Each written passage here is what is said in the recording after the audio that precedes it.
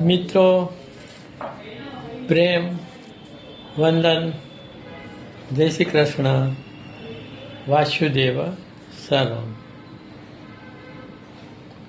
આપણે સૌ એવું માનીએ છીએ કે હું એક છું.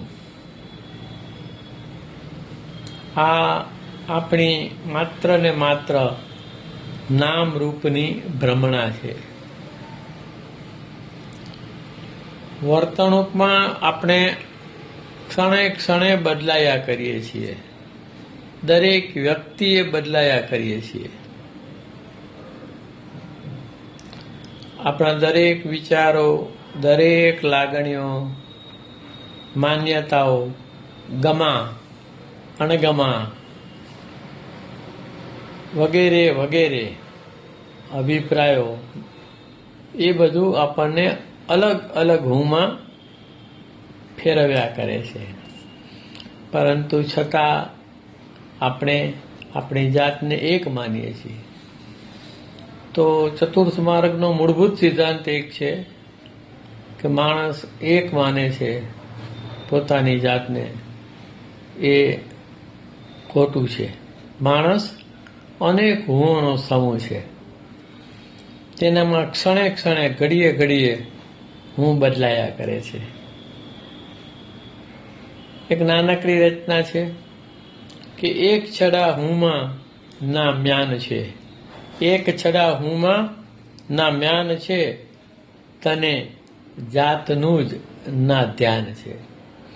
તો જ્યાં સુધી આપણે આત્મા સ્વરૂપ એક છડા હું અથવા ખરેખરા હુંમાં સ્થિત ન હોઈએ ત્યાં સુધી આપણે ક્ષણે ક્ષણે બદલાયા કરીએ છીએ. એક છડા હુંમાં ના મ્યાન છે, તને જાતનું જ ના ધ્યાન છે. તો આ ઘડી ઘડી બદલાતા હુંમો દરેકની સામે આપણે જુદી જુદી રીતે રજૂ થઈએ છીએ. કોઈને સારા લાગીએ, કોઈને નરસા લાગીએ. તો એનું કારણ આપણા આ અનેક ગુણોનો સમૂહ છે અને એની જે આ બદલાતી વર્તણૂક છે એ છે કે ક્ષણે ક્ષણે બદલાયા કરે, ક્ષણે ક્ષણે બદલાયા કરે, એનું ના ધ્યાન. વી ડોન્ટ રિમેમ્બર કે આપણે ક્ષણે ક્ષણે બદલાઈએ છીએ. એનું ના ધ્યાન, તું બેભાન છે. તો આ સંદર્ભમાં આપણે સભાન નથી, સજગ નથી, સચેત નથી. આપણે નિંદરમાં છીએ, આપણે જાગતા નથી. સામાન્ય જીવન આપણું નિદ્રા છે, કારણ કે આપણી જાતનું જ આપણને ધ્યાન નથી, ભાન નથી, અને બેભાન વર્તણૂકમાં આખું પસાર કરી દઈએ છીએ. તો ક્ષણે ક્ષણે બદલાયા કરે, એનું ના ધ્યાન, તું બેભાન છે. એક છડા હુંમાં ના મ્યાન છે, તને જાતનું જ ના ધ્યાન છે. કે જીવન ગાડું હંકારે બેભાન. તો આ જીવન ભરનું જે ગાડું છે એ પણ આપણે સભાન રીતે ચલાવતા નથી. કારણ કે આપણો જે પોટેન્શિયલ છે કે આત્મસ્મરણની અવસ્થા થકી આપણે ઈશ્વરત્વ પ્રાપ્ત કરી શકીએ, એ આપણને ખ્યાલ નથી. ઉડી શકે છે તું વિમાન છે. તો આપણે બળદગાડાની માફક જીવનનું ગાડું હલાવ્યા રાખીએ છીએ. પણ આપણે ધારીએ તો સાધના થકી માલુમ પડે કે આપણે વિમાન છીએ અને ઉડી શકીએ છીએ. એવી આપણામાં શક્યતાઓ ભરી છે. જીવન ગાડું હંકારે બેભાન, ઉડી શકે છે તું વિમાન છે. એક છડા હુંમાં ના મ્યાન છે, તને જાતનું જ ના ધ્યાન છે. કે સ્વપ્ન, કલ્પના, એકરૂપતા, આ ત્રણ મહાદુશ્મનો જે આપણને વર્તમાનની હાજર ક્ષણથી દૂર લઈ જાય છે. સ્વપ્ન, કલ્પના, એકરૂપતા, કાં તો આપણે જે કંઈ દેખાઈ રહ્યું છે એની સાથે ચોંટી જઈએ છીએ અને જાતને ખોઈ બેસીએ છીએ, એ એકરૂપતા છે.